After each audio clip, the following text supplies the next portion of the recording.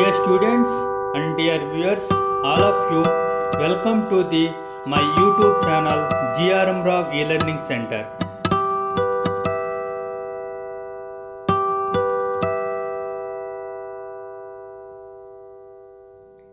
Dear students, how are you? ముందుగా మా YouTube channel GRM Rao E-Learning Center కు స్వాగతం. డే స్టూడెంట్స్, ఈరోజు సెకండ్ బీకామ్ విద్యార్థులకి థర్డ్ సెమిస్టర్లో ఉన్న బ్యాంకింగ్ థియరీ అండ్ ప్రాక్టీస్, అంటే తెలుగులో దీన్ని బ్యాంకింగ్ సిద్ధాంతాలు మరియు ఆచరణ అని పిలుస్తారు. ఈ సబ్జెక్ట్లోని ఒక టాపిక్తో మీ ముందుకు రావడం జరిగింది. ఓకే స్టూడెంట్స్, ఆ టాపిక్ ఏంటంటే దేశీయ బ్యాంకింగ్ వ్యవస్థ. దేశీయ బ్యాంకర్లు అంటే ఎవరు, దేశీయ బ్యాంకింగ్ వ్యవస్థ యొక్క విధులేంటి, దేశీయ బ్యాంకింగ్ వ్యవస్థలో ఉన్న లోపాలేంటి, ఇంకా దేశీయ బ్యాంకింగ్ వ్యవస్థలో లోపాల సవరణకి లేదా నివారణ చర్యలు ఏమేమి ఉన్నాయి, రిజర్వ్ బ్యాంక్ ఏమేమి చర్యలు తీసుకుంది వంటి అంశాలను మనం ఈరోజు చర్చించుకోబోతున్నాం. ఓకే స్టూడెంట్స్, మరి క్లాస్ స్టార్ట్ చేద్దామా?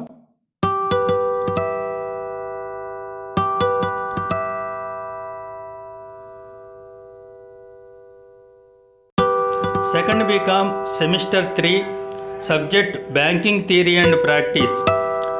టాపిక్ ఇండిజినస్ బ్యాంకింగ్, దేశీయ బ్యాంకరు విధులు, పనితీరులో లోపాలు, నివారణ చర్యలు. ఓకే స్టూడెంట్స్, ఈరోజు మనం దేశీయ బ్యాంకింగ్ వ్యవస్థ అనే టాపిక్లో మరి దేశీయ బ్యాంకింగ్ వ్యవస్థ యొక్క విధులు, దేశీయ బ్యాంకింగ్ వ్యవస్థ యొక్క పనితీరులో లోపాలు, దేశీయ బ్యాంకింగ్ వ్యవస్థ పనితీరులో లోపాలని మరి నివారించడానికి తీసుకున్న చర్యలు అనే అంశాలు మనం చర్చించుకోబోతున్నాం. ఓకే స్టూడెంట్స్, మనకి భారతదేశంలోని బ్యాంకింగ్ వ్యవస్థ అనేది మనం తీసుకుంటే ఆ వ్యవస్థని 2 రకాలుగా విభజించవచ్చు. ఓకే స్టూడెంట్స్, మరి మొట్టమొదటిది ఏంటంటే సంఘటిత బ్యాంకింగ్ వ్యవస్థ, రెండవది అసంఘటిత బ్యాంకింగ్ వ్యవస్థ. ఓకే స్టూడెంట్స్, ఒకటేంటి సంఘటిత బ్యాంకింగ్ వ్యవస్థ, రెండవది అసంఘటిత బ్యాంకింగ్ వ్యవస్థ. ఓకే స్టూడెంట్స్, మరి సంఘటిత బ్యాంకింగ్ వ్యవస్థలో ఏమేమి వస్తాయి అని మనం చూస్తే వాణిజ్య బ్యాంకులు, విదేశీ మారక బ్యాంకులు సంఘటిత వ్యవస్థలోకి వస్తాయి. సంఘటిత బ్యాంకింగ్ వ్యవస్థలోకి వాణిజ్య బ్యాంకులు, విదేశీ మారక బ్యాంకులు వస్తాయి. మరి ఈ బ్యాంకులని ఈ మధ్యకాలంలో రూపొందించడం జరిగింది ఈ సంఘటిత వ్యవస్థలోకి. ఓకే స్టూడెంట్స్, ఇంకా మరి అసంఘటిత వ్యవస్థలోకి, అసంఘటిత బ్యాంకింగ్ వ్యవస్థలోకి ఏ రకాల బ్యాంకులు వస్తాయో చూస్తే దేశీయ బ్యాంకర్లు, వడ్డీ వ్యాపారస్తులు అనేవాళ్ళు, దేశీయ బ్యాంకర్లు, వడ్డీ వ్యాపారస్తులు అనేవాళ్ళు అసంఘటిత బ్యాంకింగ్ వ్యవస్థ కిందకి వస్తారు. ఓకే స్టూడెంట్స్, మరి ఈ 2 రకాల బ్యాంకింగ్ వ్యవస్థలకి ఎన్నో విషయాల్లో పోలికలు ఉన్నాయి, కానీ రెండింటికి సంబంధించిన విధానాలలో కానీ ఆచార వ్యవహారాల్లో కానీ చాలా ఎక్కువ వ్యత్యాసం అనేది ఉంది. ఓకే స్టూడెంట్స్, మరి మనం ఈరోజు టాపిక్ మంది ఏంటి, దేశీయ బ్యాంకర్లు, దేశీయ బ్యాంకింగ్ వ్యవస్థ, వాటి యొక్క విధులు. మరి దేశీయ బ్యాంకింగ్ వ్యవస్థ యొక్క విధుల గురించి తెలుసుకోవాలంటే ముందు అసలు దేశీయ బ్యాంకర్లు అంటే ఏంటి అనే విషయం మనకు తెలియాలి. ఓకే స్టూడెంట్స్, దేశీయ బ్యాంకర్లకి ఒక నిర్వచనం ఉంది. అదేంటంటే భారతీయ కేంద్ర బ్యాంకింగ్ విచారణ కమిటీ వారు ఒక నిర్వచనాన్ని ఇవ్వటం జరిగింది. దేశీయ బ్యాంకరు అని అంటే ఏంటంటే డిపాజిట్లను స్వీకరించి హుండీలతో వ్యాపారం చేసే లేదా రుణాలను మంజూరు చేసే వ్యక్తులను కానీ లేదా సంస్థలను కానీ దేశీయ బ్యాంకర్లు అని చెప్పేసి అంటారు. ఓకే స్టూడెంట్స్,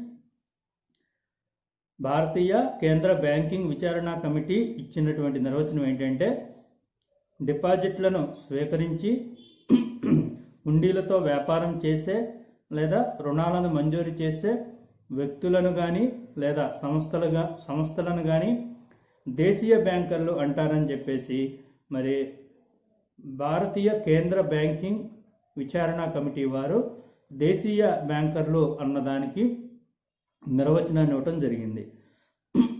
డే స్టూడెంట్స్, దేశీయ బ్యాంకర్లు, వడ్డీ వ్యాపారస్తులు మనం అసంఘటిత రంగంలో ఉండేవాళ్ళుగా చెప్పాం.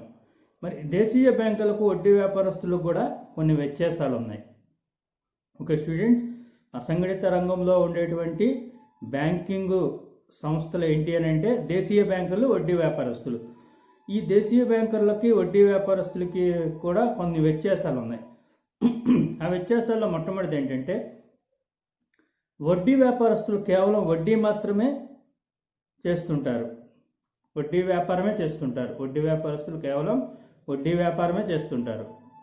అదే దేశీయ బ్యాంకర్లు ఏదో ఒక మామూలు వ్యాపారం చేసుకుంటూనే మరోవైపు వడ్డీ వ్యాపారం కూడా చేస్తూ ఉంటారు. మరి అందువలన వాళ్ళు దేశీయ బ్యాంకర్లు అని అన్నారు వాళ్ళని. ఎందుకంటే వాళ్ళకి ఏవో వృత్తులు ఉంటాయి, ఆ వ్యాపారాలు చేసుకుంటూనే మరి వడ్డీ వ్యాపారం కూడా చేస్తూ ఉంటారు కాబట్టి వాళ్ళని దేశీయ బ్యాంకర్లు అని చెప్పేసి అన్నారు. రెండవది, ఇంకా వడ్డీ వ్యాపారస్తులు ఎక్కువగా వ్యవసాయ కార్యకలాపాలకే అప్పులు ఇస్తూ ఉంటారు. వడ్డీ వ్యాపారులు ఏం చేస్తారంటే కేవలం వడ్డీలకు సంబంధించిన వ్యవహారాలు మాత్రమే చేస్తూ, ఆ చేసే వ్యవహారాలు కూడా దేనికి సంబంధించి ఉంటాయంటే ఎక్కువగా వ్యవసాయ కార్యకలాపాలకే సంబంధించిన అప్పులు ఇస్తూ ఉంటారు. అదే దేశీయ బ్యాంకర్లు ఎక్కువగా వర్తక వాణిజ్యాలకు, రెండింటికి, ఇంకా పరిశ్రమలకి మరి విత్త సహాయం చేస్తూ ఉంటారు. వాళ్ళు దేశీయ బ్యాంకర్లు ఎక్కువగా వర్తక వాణిజ్యాలకి, పరిశ్రమలకి విత్త సహాయం చేస్తూ ఉంటారు. ఒక స్టూడెంట్స్, దేశీయ బ్యాంకర్లు ఏం చేస్తూ ఉంటారు, ఏదో ఒక వ్యాపారం చేసుకుంటూనే వడ్డీ వ్యాపారం చేస్తారు కాబట్టి వాళ్ళు దేశీయ బ్యాంకర్లు అన్నారు. ఈ దేశీయ బ్యాంకర్లు ఎక్కువగా వర్తకానికి ఇస్తారు, వాణిజ్యానికి ఇస్తారు, పరిశ్రమలకి ఇస్తారు, సహాయం చేస్తుంటారు, విత్త సహాయం అనేది. ఓకే స్టూడెంట్స్, మరి మూడవది, ఇద్దరూ కూడా తాకట్టుతోనూ మరి తాకట్టు లేకుండా కూడా అప్పులు ఇస్తారు. వడ్డీ వ్యాపారస్తులైనా మరి దేశీయ బ్యాంకర్లైనా కూడా ఏం చేస్తారంటే తాకట్టు పెట్టుకొని ఇస్తారు అప్పులు, తాకట్టు లేకుండా కూడా అప్పులు ఇస్తుంటారు. అయితే దేశీయ బ్యాంకర్లు మాత్రం ఎక్కువగా తాకట్టు పెట్టుకొని అప్పులు ఇస్తారు. వడ్డీ వ్యాపారస్తులన్నా తాకట్టు లేకుండా ఇస్తారేమో కానీ దేశీయ బ్యాంకర్లు మాత్రం తాకట్టు పెట్టుకొనే అప్పులు ఇస్తారు. కానీ వడ్డీ వ్యాపారస్తులు అప్పులకు అంత ఎక్కువగా తాకట్లు పెట్టించుకోరు. వడ్డీ వ్యాపారస్తులు అయితే ఎక్కువగా తాకట్లు పెట్టించుకోరు, కొన్నిసార్లు తాకట్టు లేకుండా కూడా అప్పులు ఇస్తూ ఉంటారు. ఓకే స్టూడెంట్స్, నాలుగవది, దేశీయ బ్యాంకర్లు సామాన్యంగా రుణగ్రహీతల యొక్క ఉద్దేశాలను బట్టి రుణాలు ఇస్తుంటారు. దేశీయ బ్యాంకర్లు సాధారణంగా ఏం చేస్తారంటే రుణం ఎవరికైతే కావాలో వాళ్ళ ఉద్దేశాలు ఏంటో కనుక్కొని దాని ప్రకారం రుణాలు ఇవ్వడం అనేది జరుగుతుంది. అయితే వడ్డీ వ్యాపారస్తులు వాళ్ళ యొక్క ఉద్దేశాలకి పెద్దగా ప్రాధాన్యత ఇవ్వరు, అంటే విషయానికి ఎక్కువ ప్రాధాన్యత ఏమి ఇవ్వరు. రుణం కావాలంటే ఇస్తారు, కానీ వడ్డీ వసూలు చేసుకుంటారు. ఐదవది, వడ్డీ వ్యాపారస్తులు విధించే వడ్డీ రేటు కంటే దేశీయ బ్యాంకులు విధించే వడ్డీ రేటు సాధారణంగా తక్కువగానే ఉంటుంది. ఓకే స్టూడెంట్స్, వడ్డీ వ్యాపారస్తులదే వడ్డీ రేటు ఎక్కువగా ఉంటుంది, కానీ దేశీయ బ్యాంకుల్లో వడ్డీ రేటు మరి తక్కువగానే ఉంటుంది వడ్డీ వ్యాపారస్తుల మీద పోల్చుకుంటే. ఆరవది, వడ్డీ వ్యాపారస్తులు గ్రామాలలోనూ మరి దేశీయ బ్యాంకులు పట్టణాల్లోనూ వ్యాపారం చేస్తూ ఉంటారు. ఓకే స్టూడెంట్స్, వడ్డీ వ్యాపారస్తులు ఎక్కువగా గ్రామాల్లో చేస్తుంటారు. మన చుట్టుపక్కల కూడా చూస్తూ ఉంటాం, చాలామంది వడ్డీ వ్యాపారాలు చేస్తూ ఉండటం. అదే దేశీయ బ్యాంకుల్లో అయితే పట్టణాలు, అర్బన్ ఏరియాల్లోనే మరి ఎక్కువ వ్యాపారం చేస్తూ ఉంటారు. మన చుట్టూ తాకట్టు వ్యాపారాలు ఉన్న సంస్థలు కూడా మనం చూస్తుంటాం, వాటికి రిజిస్ట్రేషన్ కూడా ఉంటుంది. ఏడవది, దేశీయ బ్యాంకర్లు కొన్ని కట్టుబాట్లు ఏర్పరచుకొని కొన్ని నిబంధనలు, నియమాలని ఆచరించడం జరుగుతుంది దేశీయ బ్యాంకులు. అయితే వడ్డీ వ్యాపారస్తులు కట్టుబాట్లు, నియమ నిబంధనలు అలాంటివి ప్రత్యేకంగా ఉండవు.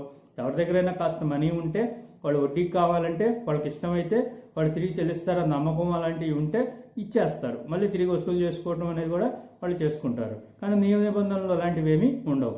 కానీ దేశీయ బ్యాంకులకు కొన్ని అలా కట్టుబాట్లు ఉంటాయి, వాటి కట్టుబాట్లు ఏర్పరచుకుంటారు, కొన్ని నిబంధనలు ఉంటాయి, ఆ నిబంధనలనే నియమాలని ఆచరిస్తూ వడ్డీ వ్యాపారాలు చేయడం అనేది జరుగుతుంది. డియర్ స్టూడెంట్స్, మనకి ఇప్పుడుకి మరి అసంఘటిత రంగంలో ఉన్నటువంటి వడ్డీ వ్యాపారులు, దేశీయ బ్యాంకర్ల మధ్య ఉన్నటువంటి తేడాలు ఏంటో తెలిసినాయి. మరి దేశీయ బ్యాంకర్ల యొక్క విధులు లేదా పనితీరు ఏంటి అనేది మనం ఇప్పుడు పరిశీలించబోతున్నాం. భారతదేశంలో దేశీయ బ్యాంకింగ్ వ్యాపారం అనేది మార్వాడీలు, జైనులు, షరాబులు, చెట్టియార్లు మొదలగు కొన్ని కులాలు వారి చేత నిర్వహించబడుతుంది.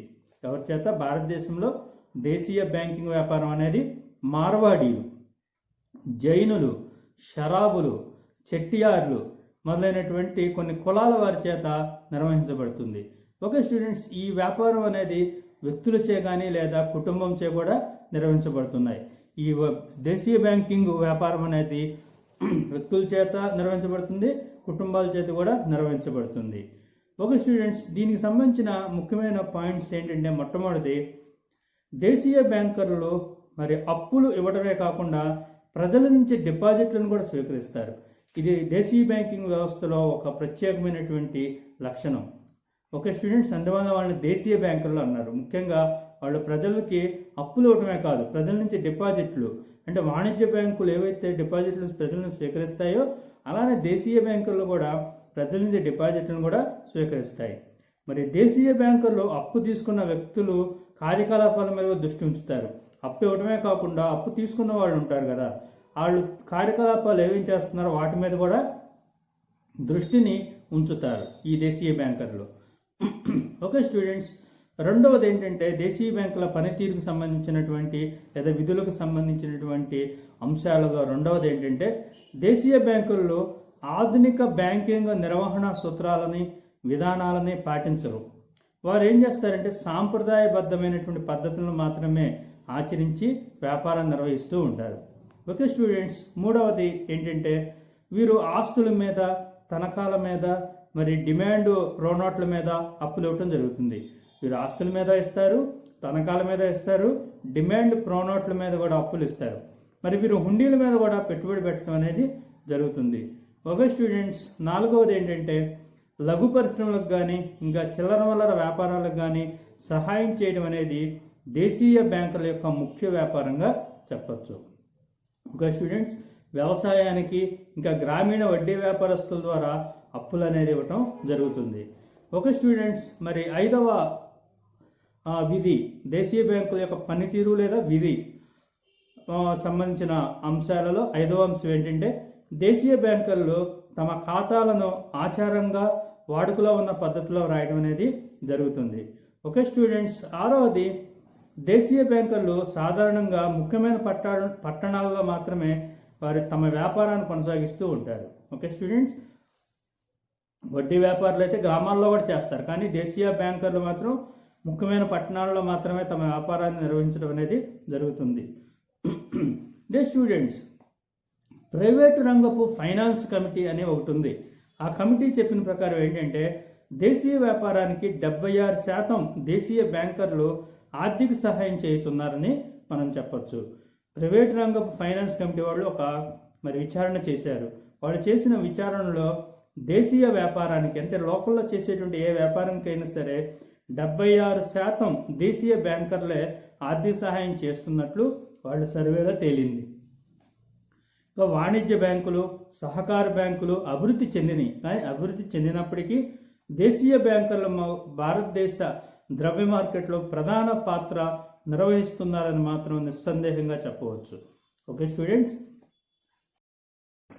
దేశీయ బ్యాంకర్ల వ్యాపారంలో లోపాలు: 1 నిర్వహణలో లోపాలు, 2 స్పెక్యులేటివ్ వ్యాపారం, 3 డిపాజిట్ బ్యాంకింగ్, 4 మూలధన కొరత, 5 సంఘీభావం లేకపోవట, 6 ఎక్కువ వడ్డీ రేట్లు, 7 అప్పు వసూలు చేసే పద్ధతులు, 8 బిల్లు మార్కెట్ అభివృద్ధికి అంతరాయం.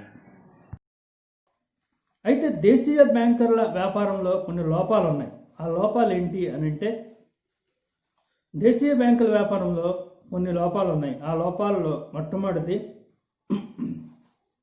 1 నిర్వహణలో లోపాలు, 2 స్పెక్యులేషన్ వ్యాపారం, 3వది డిపాజిట్ బ్యాంకింగ్, 4వది మూలధన కొరత, 5వది సంఘీభావం లేకపోవటం, 6వది ఎక్కువ వడ్డీ రేట్లు, 7వది అప్పు వసూలు చేసే పద్ధతులు, 8వది బిల్లు మార్కెట్ అభివృద్ధికి అంతరాయం.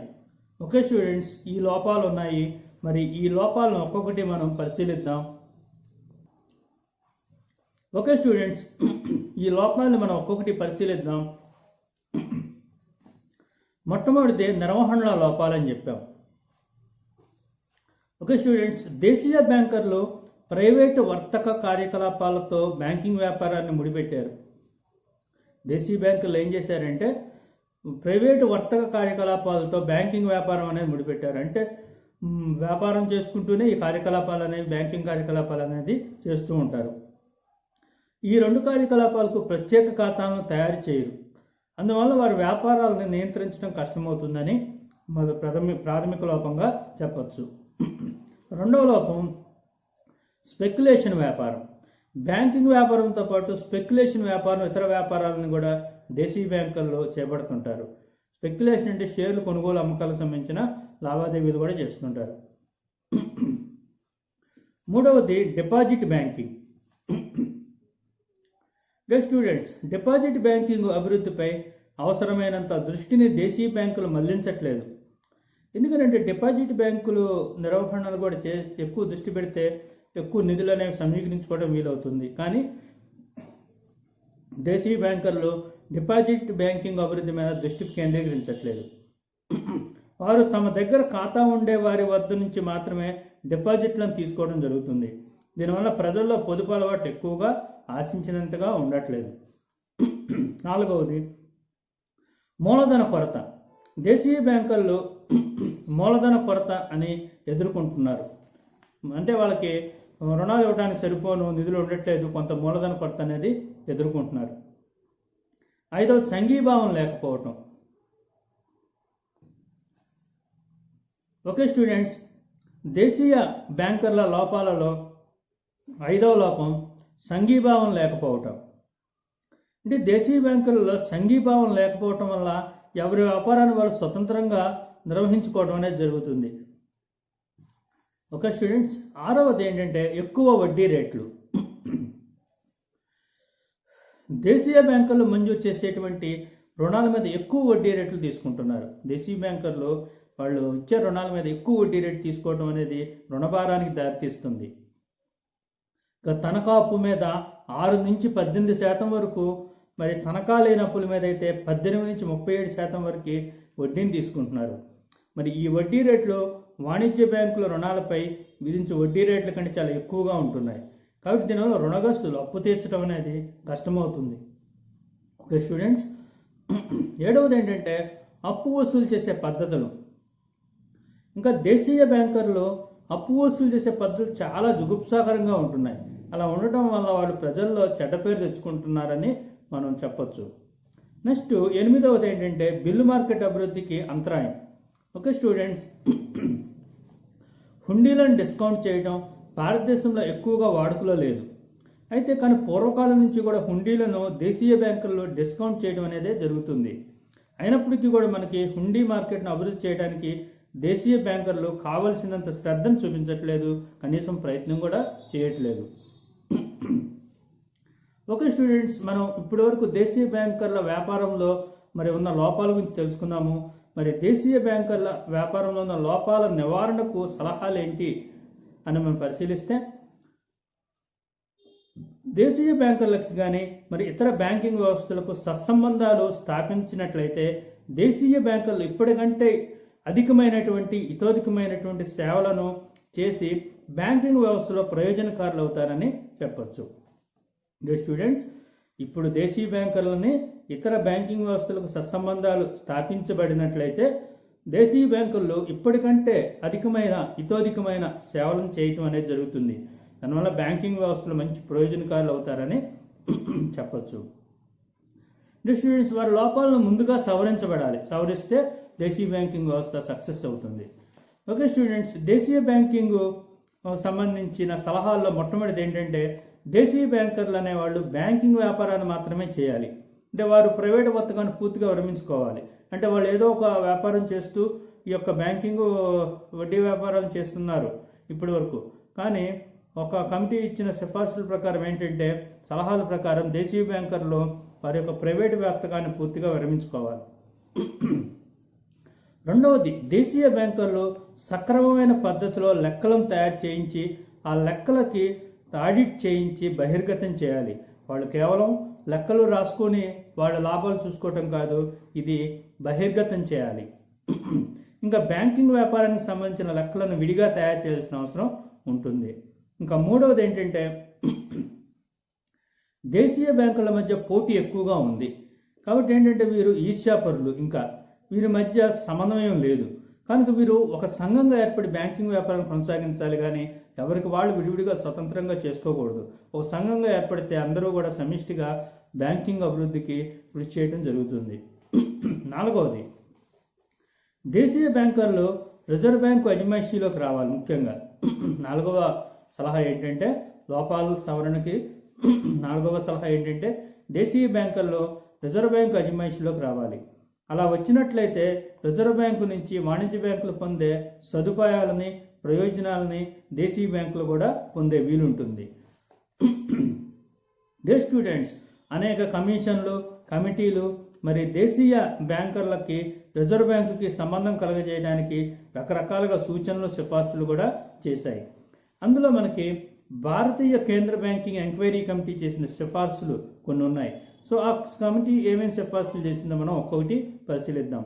భారతీయ కేంద్ర బ్యాంకింగ్ ఎంక్వైరీ కమిటీ మరి సిఫార్సులు ఒక్కొక్కటిగా పరిశీలిద్దాం.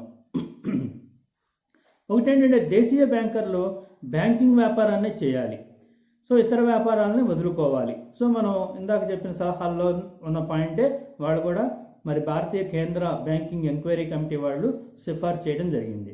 రెండవది, వారు అకౌంట్ సక్రమంగా రాయాలి, వాటిని రిజర్వ్ బ్యాంక్ తనిఖీ చేయాలి. ఒక స్టూడెంట్స్ దేశీయ బ్యాంకుల్లో అకౌంట్ సక్రమంగా రాసి ఆర్బీఐ చేత తనిఖీ చేయించుకోవాలి. మూడవది, దేశీయ బ్యాంకర్లు జాయింట్ స్టాక్ బ్యాంకుల పద్ధతిలోకి రావాలి. సో జాయింట్ స్టాక్ బ్యాంకులు ఎలా ఉంటున్నాయో మరి దేశీయ బ్యాంకులు కూడా ఆ పద్ధతిలోకి రావాలని చెప్పేసి మరి భారతీయ కేంద్ర బ్యాంకింగ్ ఎంక్వైరీ కమిటీ ఈ 3 సిఫార్సులు చేయడం జరిగింది. అయితే 1972లో మరి బ్యాంకింగ్ కమిషన్ మరి కొన్ని సిఫార్సులు చేసింది. 1972లో బ్యాంకింగ్ కమిషన్ కొన్ని సిఫార్సులు చేసింది. ఆ సిఫార్సుల్లో ఒకటి ఏంటంటే దేశీయ బ్యాంకుల యొక్క కార్యకలాపాలను చట్టపరిధిలో తీసుకురావాలి, అప్పుడు వారి నియంత్రణ అనేది సులువు అవుతుందని సిఫార్సు చేయడం జరిగింది. ఇంకా రెండవది, వాణిజ్య బ్యాంకులకు వారి వ్యవహారాలను తనిఖీ చేసే అధికారం ఇవ్వాలి. సో దేశీయ బ్యాంకుల వ్యవహారాలని వాణిజ్య బ్యాంకులు తనిఖీ చేసే అధికారం ఉండాలి. ఓకే స్టూడెంట్స్, మూడవది, ఇంకా వాణిజ్య బ్యాంకులకి దేశీయ బ్యాంకుల మీద అధికారం ఉండాలి.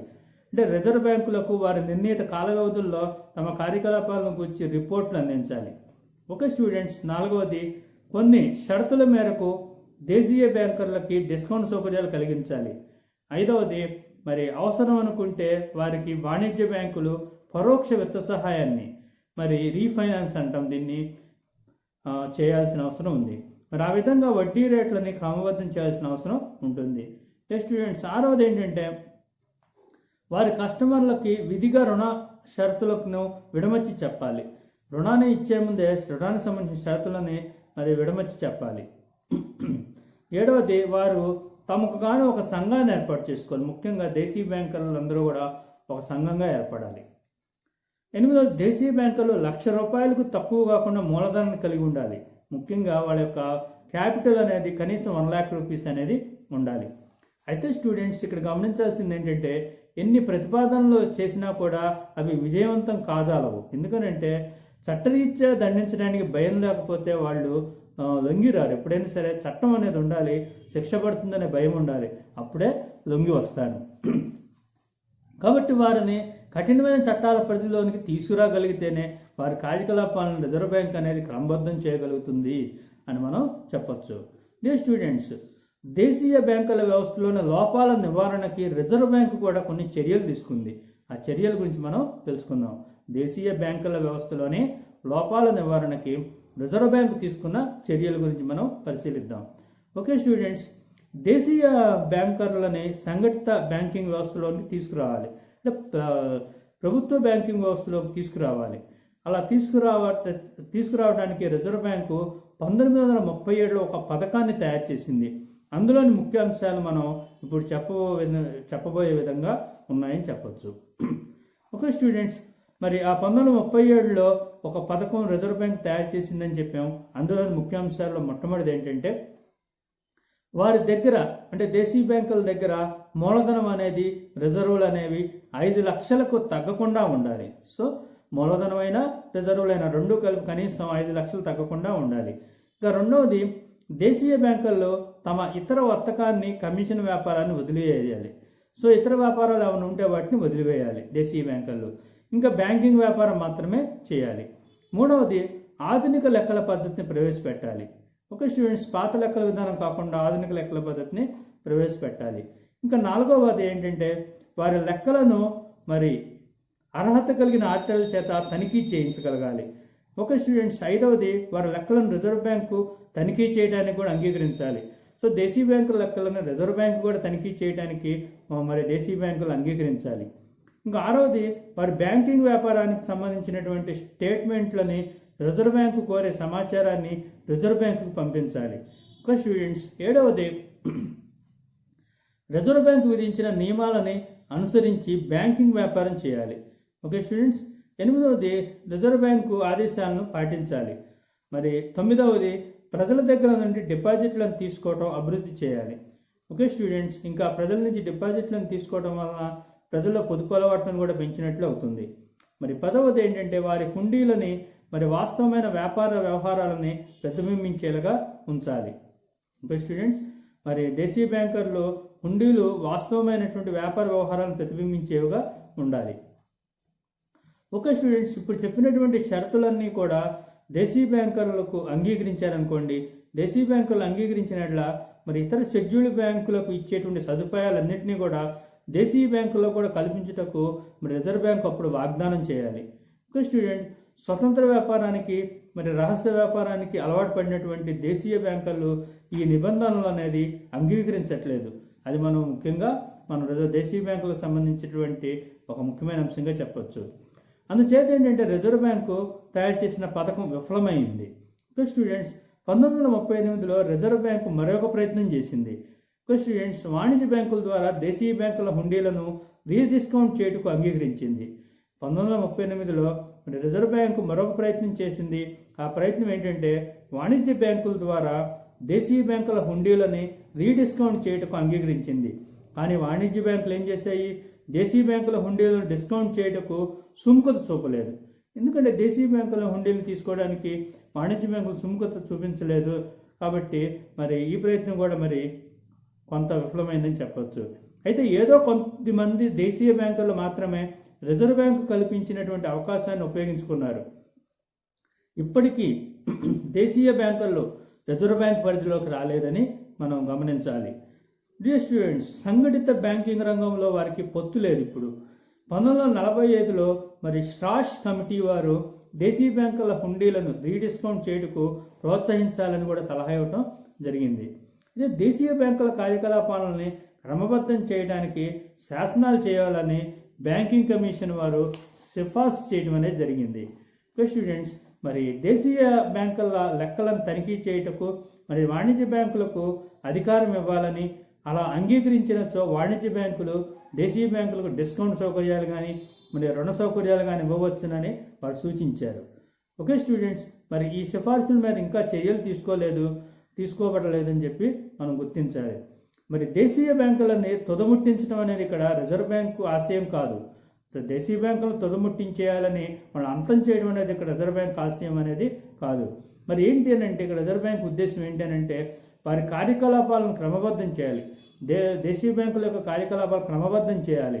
ప్రజలకి వాళ్ళ వడ్డీలు తీసుకునే భారం తగ్గాలి. ఓకే స్టూడెంట్స్, మరి వారి కార్యకలాపాలను క్రమబద్ధం చేయడం, మరి దేశ ఆర్థికాభివృద్ధికి వారి సేవలను ఉపయోగించుకునేటట్లు చేయటం అనేది రిజర్వ్ బ్యాంక్ యొక్క ఉద్దేశంగా చెప్పచ్చు.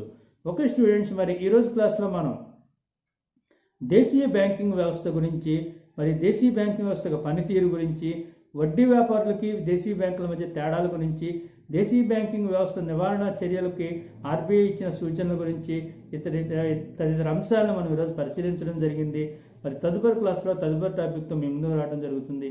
Thank you very much.